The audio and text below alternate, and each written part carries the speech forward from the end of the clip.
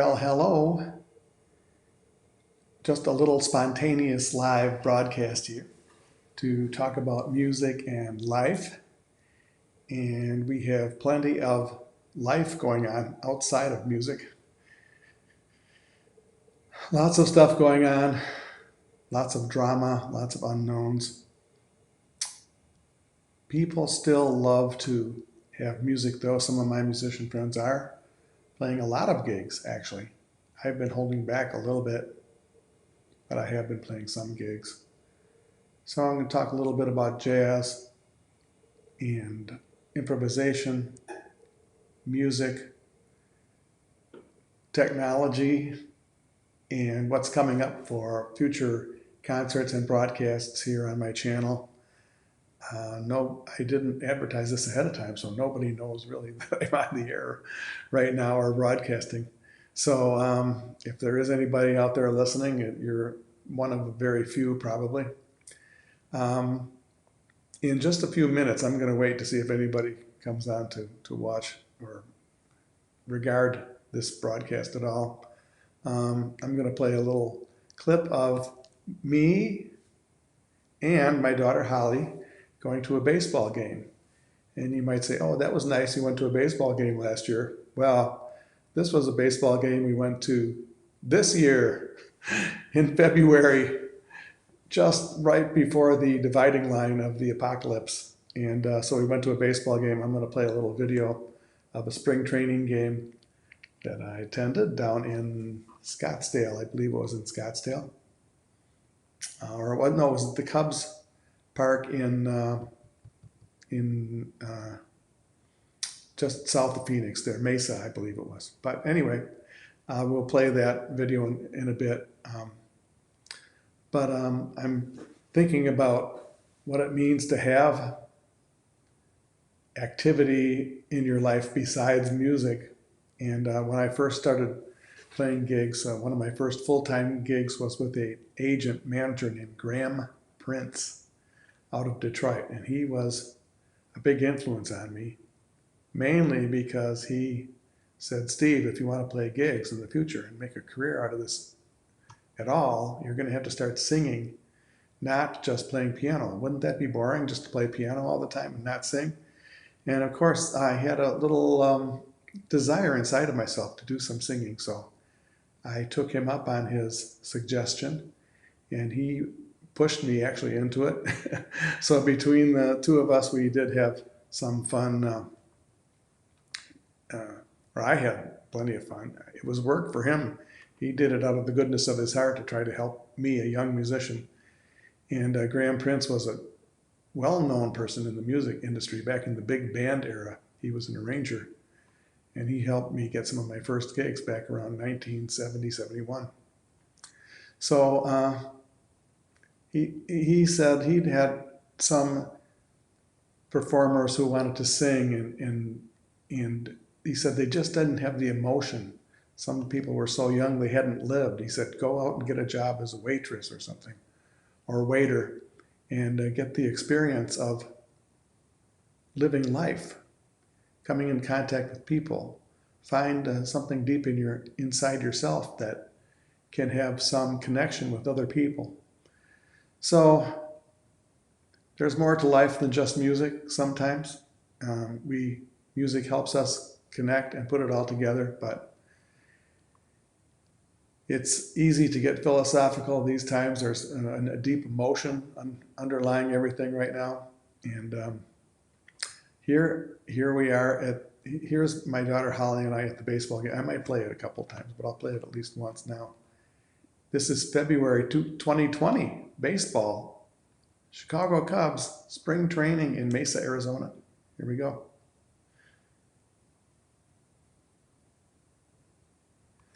You know, I don't even have before I do that, I want to make sure I have the correct microphone on, and I don't have the correct microphone. There, now I have the correct microphone on. Okay, now you can hear me better. Let's just start all over. I was talking about a man who was influential in my life, Graham Prince. He was from Detroit. He knew a lot of influential people in the music business. He had lived in New York. He had worked in New York as an arranger during the big band era. So, and I'll repeat what I just said before because I didn't have the correct microphone, and now I do. I think I do. Let me just check. Yes. So he said, if you want to be a performer, especially a singer, you want to have some connection, some empathy with people.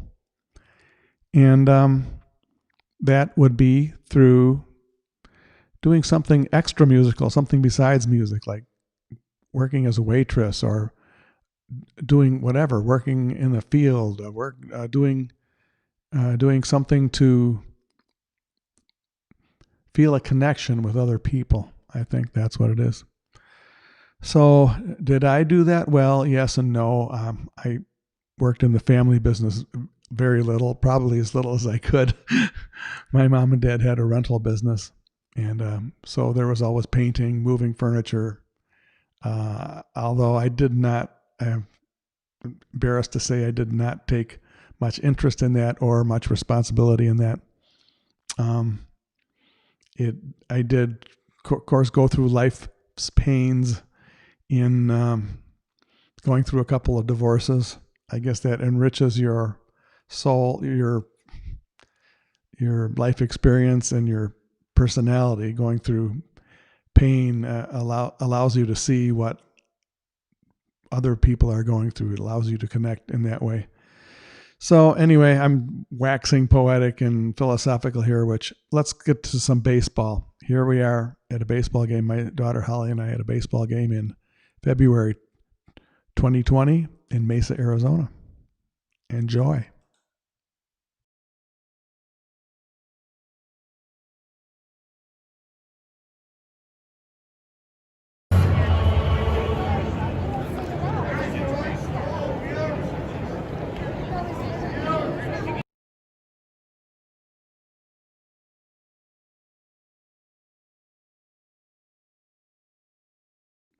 I guess that's all I have, and I didn't even have the audio on. We'll play it one more time. Baseball 2020. Yes, there was a little bit of baseball in spring training in February of 2020. Here we go.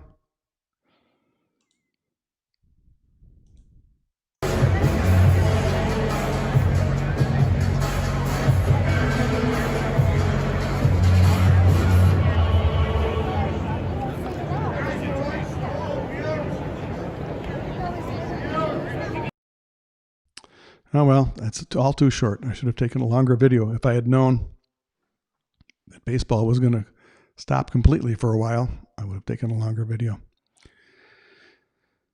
So the other news is I have a new media studio that I'm going to be using in downtown Vanderbilt, Michigan. I'm going to be renting a little space there. It's going to make it a little bit easier to have a good internet connection. I noticed my internet live stream was just downgraded, which is not nice to see on flashing on my screen. Hopefully the internet connection I have when I go to the lively metropolis of Vanderbilt, Michigan, its population of about 800, I think. And I'll have a little room there with a state-of-the-art internet connection, and I'll be able to broadcast there a little more easily and get into it a little bit more regularly and a little bit more focused. And also I'm in the process of putting together my course for music theory for singers. And we're just going to go over one little thing right now. If you're a singer and you want to know what key you sing a song in, just ask the piano player. Well, actually, you're supposed to tell the piano player what key you sing a song in. If you're on a job or performing, and the musicians are going to look to you as the singer, what song do you want to perform? You're going to be picking the songs. They want you to pick a song that you know. They don't want to tell you to sing a song that you might not know as well as one that you're going to pick. So you pick the song, and very good idea to know what key you do the song in. We're working with some musicians, let's say it's for the first time, and you pick up the song Over the Rainbow. What key do you do the song in? And they'll say, well, do you do it in the standard key? Well, if you're a male singer, you may well do the song in a standard key. If you're a female singer, usually the standard key is not the best key for a female singer. It'll be like a third or a fourth away from the standard key. And a third or a fourth is, again, we're talking about intervals, and that's something I'm going to cover in my course in music theory for singers. You will learn about intervals, thirds and fourths, and scales, and key signatures, and octaves, and all kinds of other things. Solfege, which is singing on the syllables of the scale, and that really helps you get mentally focused on the music and the structure of the music. And I've already put out a video about song forms, what's an AABA song, and other song forms. So once again, let's go back to the baseball game. I just can't get enough of this video. This was in late February of 2020, and one of the first spring training games the Chicago Cubs played, leading up to the 2020 season, which didn't happen, of course. But this is baseball 2020. Here we go.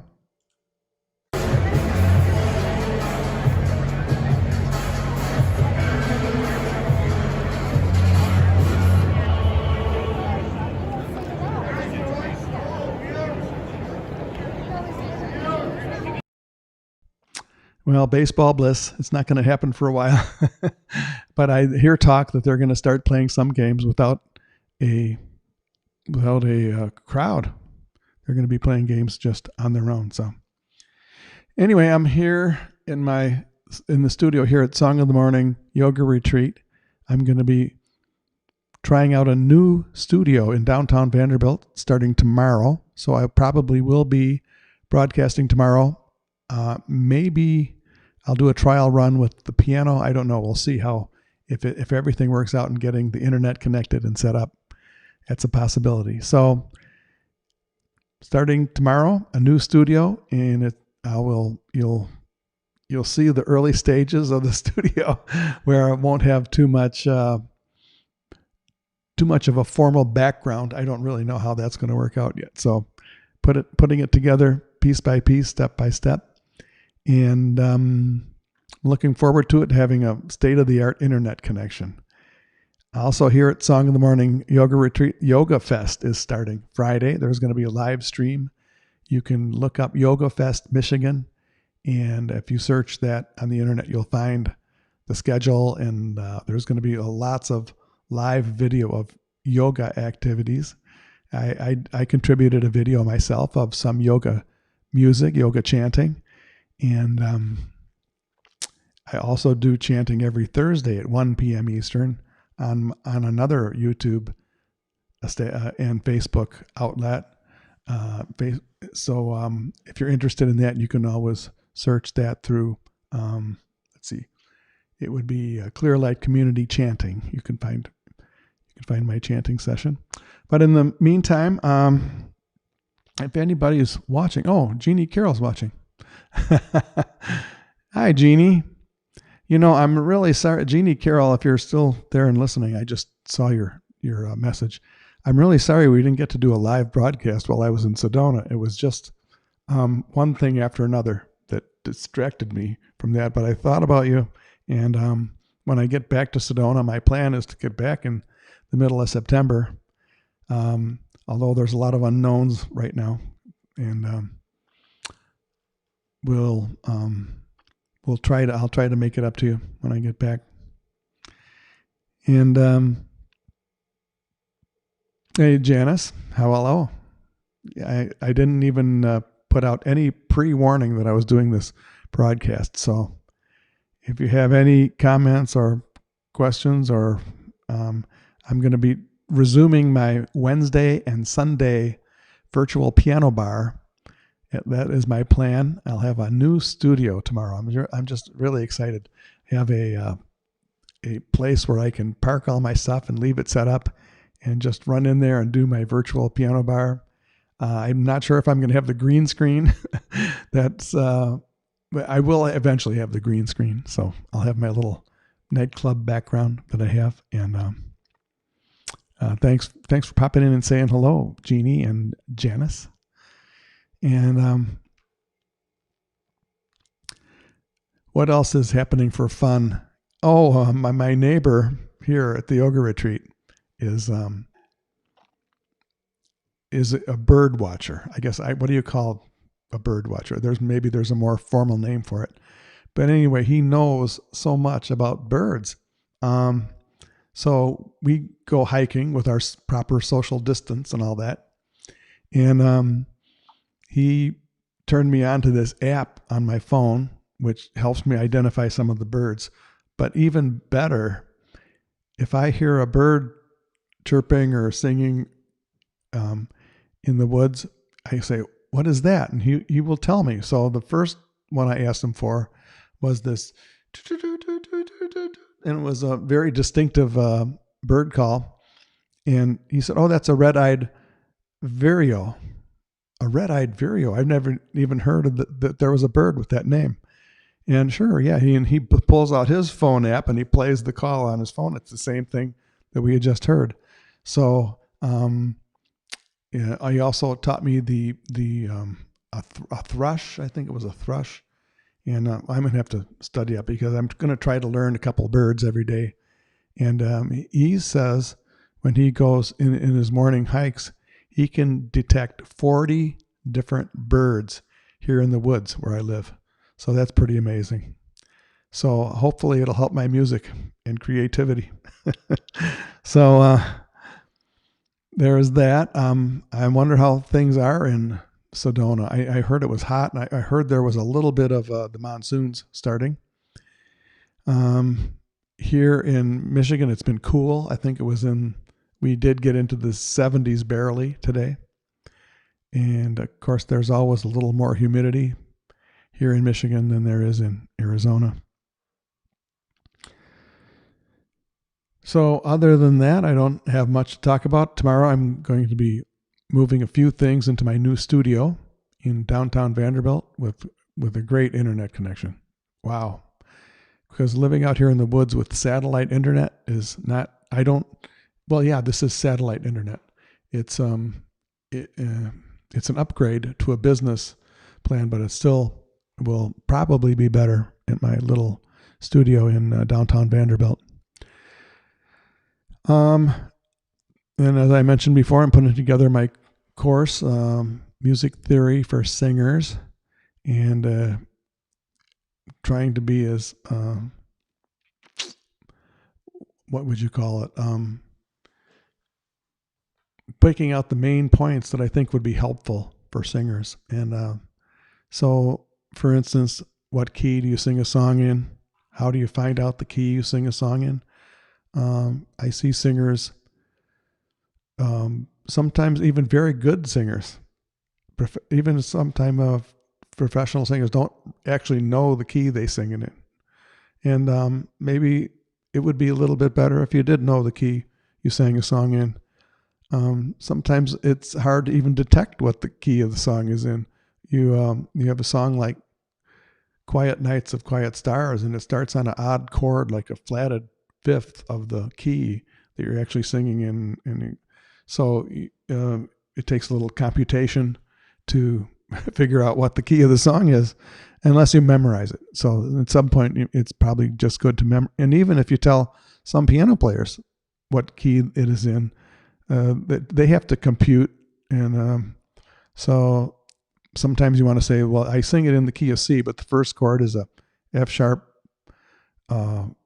flatted fifth, F sharp minor seventh flatted fifth, but it's actually in the key of C. So this stuff is hopefully going to be helpful to not only singers, but anybody who wants to learn a little bit more about the structure of music. And I studied music theory so long ago that I'm probably only going to hit some of the high points. I'm not going to try to train somebody to be a music theory professor, anything like that. almost what I've been living on in music is on the street. So this is stuff that's going to be the language that you speak among musicians. When the band leader says, okay, take it up a minor third, you're going to know what he's talking about, hopefully.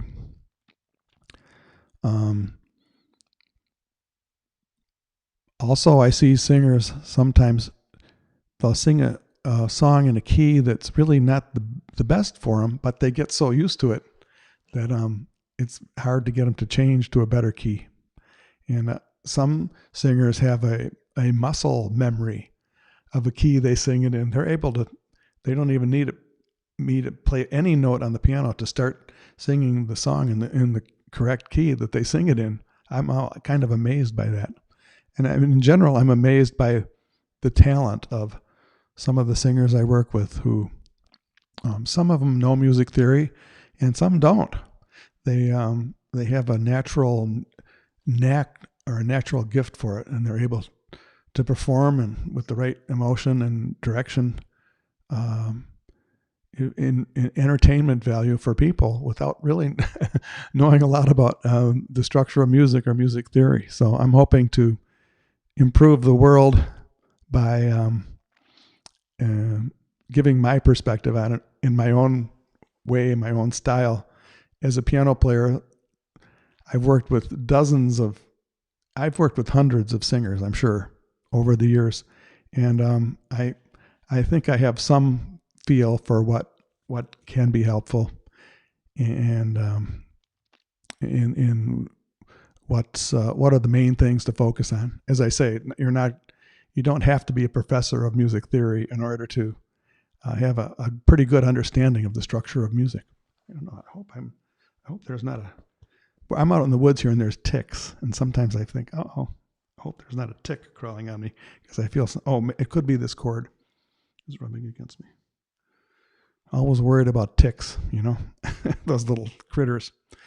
They're really tiny. They're like this big and they're black, and sometimes you feel them and sometimes you don't. You got to check yourself for these things.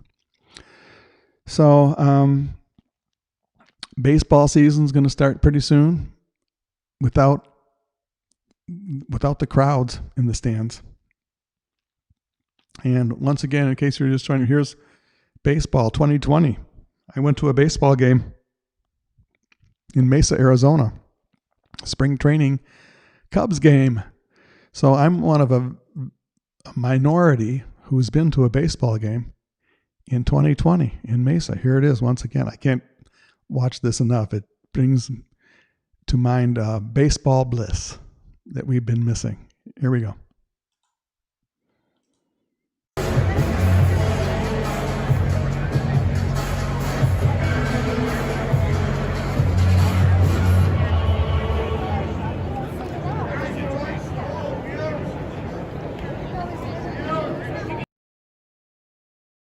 Oh, how I wish I'd taken more video that day, but I didn't.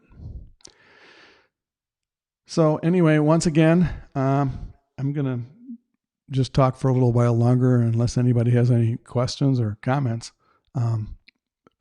Moving into a little studio, very inexpensive, but it does have a great internet connection, and I'll have a little more focus, probably a little more ease in doing live broadcasts. Starting tomorrow, I think I'll do one tomorrow at, I'm not sure what time, I haven't sent out an email in a while, but if you're on my email list, I'll send out an email, let you know the time. And it's really exciting to me. So playing and performing some more music tomorrow, and let's see what time would it be a good time to broadcast tomorrow. Let's try, I just don't know. You'll just have to, if you want to be notified when I do a broadcast, you can either like my Facebook music page, and I believe they will notify you, or you can subscribe to my YouTube channel, which is Sandner Music YouTube channel. So there you go. Thanks for stopping by, and maybe we'll see you tomorrow.